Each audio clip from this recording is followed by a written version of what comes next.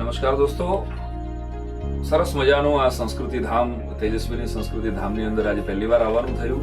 ઢળતી સાંજ હતી એટલે ઝાડવા અને માત્ર વાતાવરણ સાચું જ મળ્યું, જોવાનું બાકી રહી ગયું, અનુભવવાનું જ રહ્યું. પણ 1.25 લાખ રુદ્રાક્ષ સાથેનું અદ્ભુત શિવલિંગ અને સરસ મજાનું વાતાવરણ, દીદીનો હેતાળ હું ભર્યો આવકારો.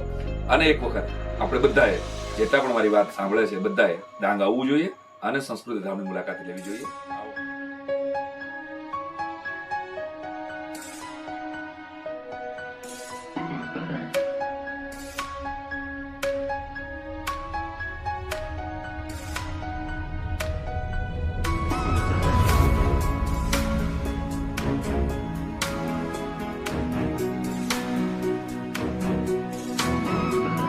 વધુ નથી અબળખો બાકી હવે જીવનમાં, પણ ઇજ્જતનું કફન ઓઢીને મરાય તોય ઘણું છે.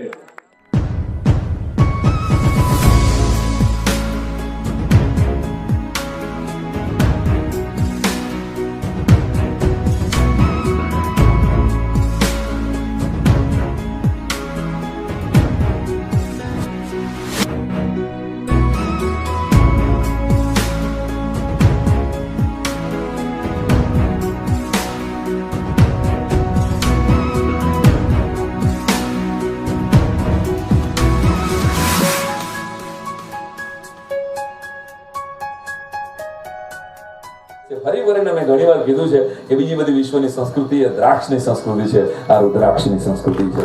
કે નિંદા ઉપર કલાક બોલી શકાય છે સાહેબ, પ્રશંસા ઉપર 5 મિનિટ ટકી નથી શકાતું. આ એક એવું આકાશ છે કે જ્યાં બધા જ તારાને અવકાશ છે મારા વાલા. તો એ ભારતના આપણે વારસદારો છીએ, એનું આપણને ગૌરવ રહે કે પરંપરાના આપણે વારસદારો છીએ. ઋષિ અને કૃષિની આ સંસ્કૃતિ છે.